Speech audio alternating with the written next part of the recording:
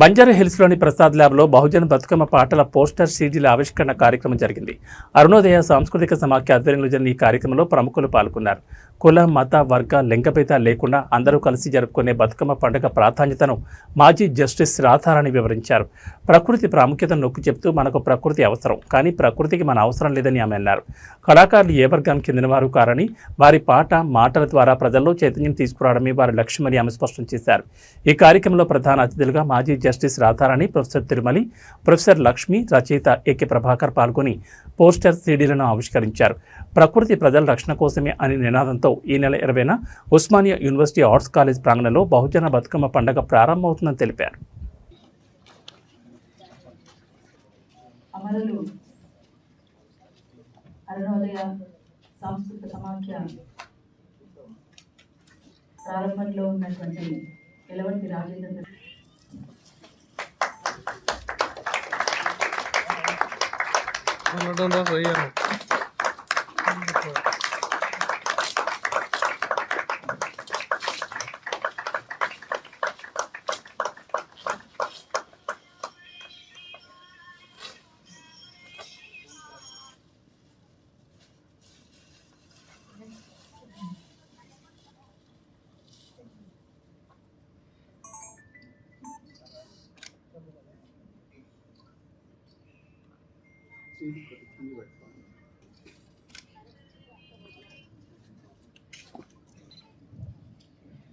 ఇప్పుడు అందరూ కూడా కొంచెం పాట ప్లే చేయవలసింది.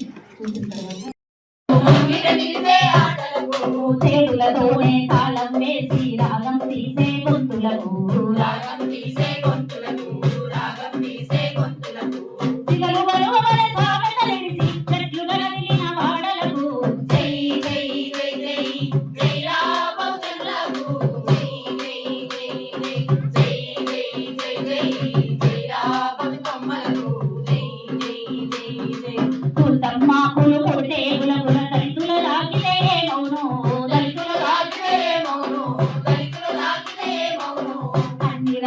పూలు పేర్చిన అందమైన బతుకమ్మను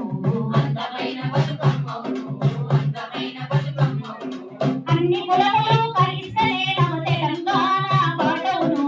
జై జై జై జై జై రామం తెలులకు జై జై జై జై జై జై జై జై రామతుకమ్మలకు జై జై జై జై కలు ముట్టని విషమాకున్న మనిషిని ముట్టని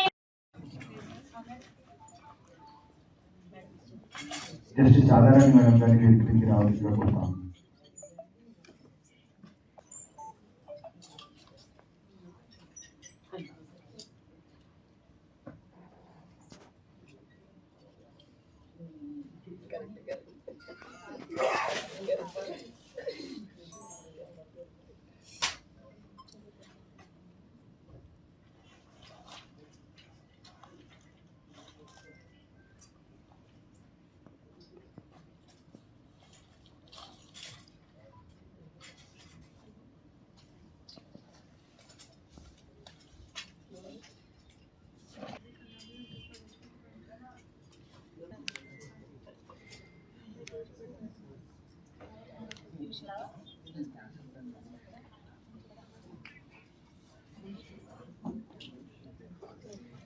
ప్రకృతి రక్షణే ప్రజల రక్షణ అంటూ ముందుకొస్తున్న భోజన బతుకమ్మ కార్యక్రమాలను జయప్రదం చేద్దాం.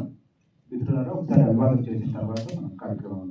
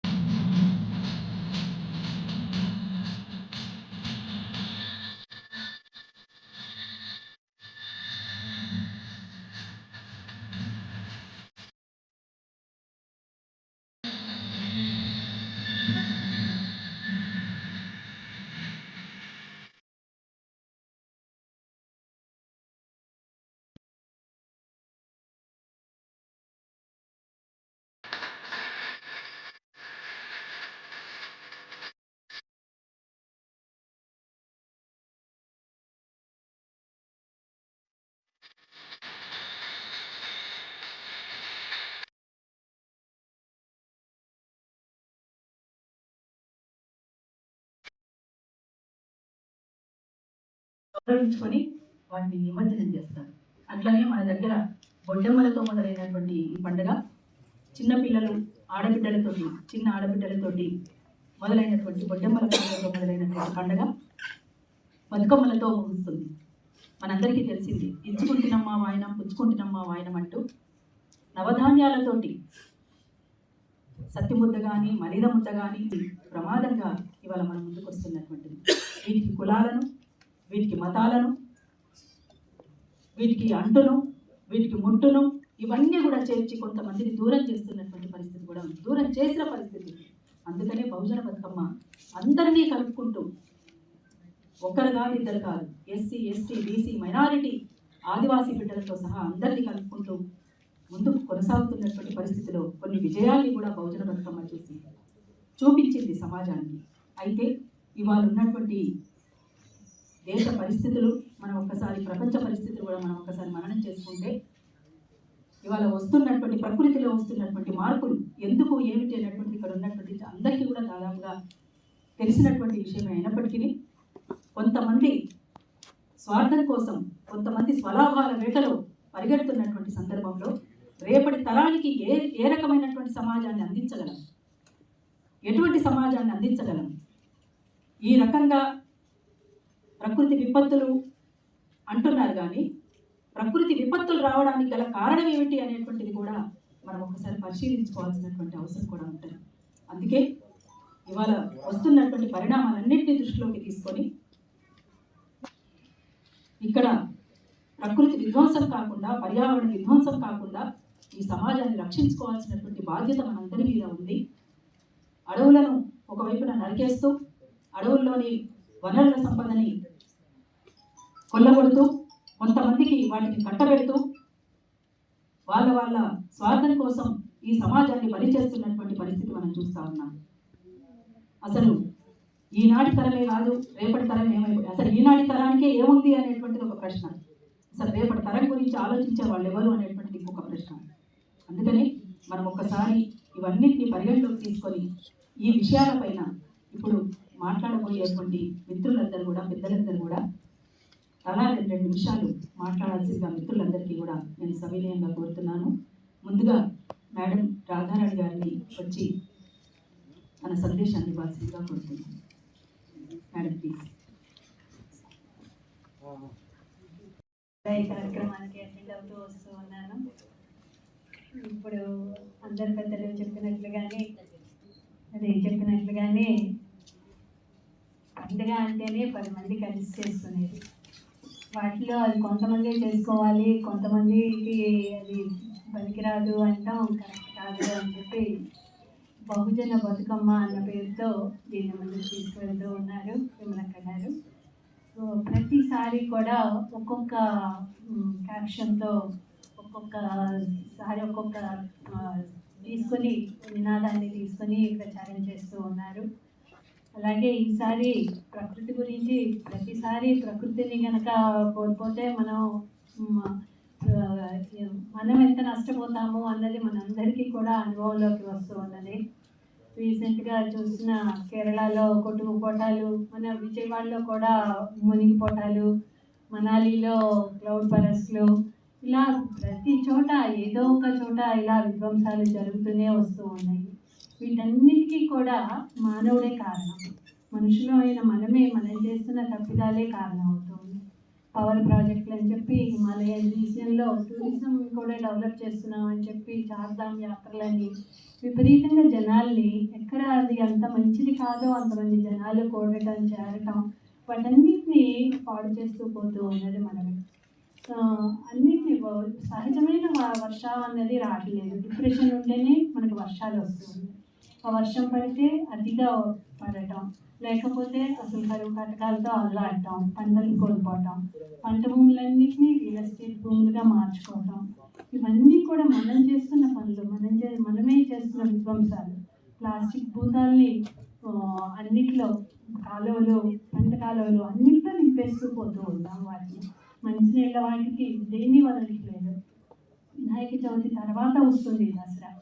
వినాయక చవితిలోకి ఎంత విధ్వంసం సృష్టిస్తున్నామో వాకింగ్కి వెళ్తుంటే తెలుస్తుంటుంది, నెక్లెస్ రోడ్లోనో వాటిలో. ప్రతిసారి అది చూస్తూ ఉంటే ఎన్నెన్ని లక్షల విగ్రహాలు నిమజ్జనం చేస్తున్నాము మనం అని. ఆ లెక్క చూస్తూ ఉంటే 50,000 నుంచి చూస్తూ ఉన్నాం, అది ఇప్పుడు 2 లక్షల పైన విగ్రహాలు ఆ రోజు నిమజ్జనం అయినట్లు చూస్తూ ఉంటున్నాం. దేన్ని ఆపడానికి వీల్లేదు. ఆపితే గొడవలు మొదలవుతూ ఉంటుంటాయి. కోర్టులు కూడా వాటిని ఆపటానికి ఎంత పరిరక్షణ చేస్తూ ఉన్నా కూడా వాటి మాటను కూడా ఎవరు చెల్లుబాటు చేయని పరిస్థితులు కనిపిస్తూ ఉంటున్నాయి. ఈ రకంగా మనకి మనమే విధ్వంసాన్ని, ప్రకృతిని మనం అక్కర్లేదు, మనకి ప్రకృతి కావాలి. మనం బ్రతకాలంటే ప్రకృతికి కావాలి. ప్రకృతి మనకి ఎవరికి కావాల్సినంత ఎవ్రీవన్ నీడ్స్ని క్యాటర్ చేస్తుంటుంది, కానీ గ్రీడ్ని క్యాటర్ చేయదు. మనం ఆ గ్రీడ్కి వెళ్ళిపోతూ ప్రకృతిని నాశనం చేస్తూ ఉంటుంటే అది మనకి మనమే కోరుకుంటూ నష్టపోతూ ఉంటున్నాం. అది గమనించుకోవాల్సిన అవసరం ఉంది. అలాగే దాంతోపాటు అన్నిటినీ మద్యపాన నిషేధాన్ని, స్త్రీలని బతుకమ్మ అని చెప్పి దీవించేటట్లు, నువ్వు బ్రతకాలి, నువ్వు చనిపోవటం కాదు, పుట్టుకతో వాళ్ళని వేరుగా చూడటం కాదు అని చెప్పి బతుకమ్మ అని దీవించే పండుగ అని చెప్పి అని కూడా దీన్ని అంటూ ఉంటున్నారు. అలా పండుగల్ని వీటిని పండుగలు అంటే 10 మంది కలిసి చేసుకోవటాన్ని ప్రోత్సహిస్తూ 10 మందిలో మంచి భావాలతో నినాదాలతో ముందుకు వెళ్తున్న విమలక్క గారిని ఈ బహుజన బతుకమ్మని జయప్రదం చేయవలసిందిగా అందరినీ కోరుకుంటూ సెలవు తీసుకుంటాం.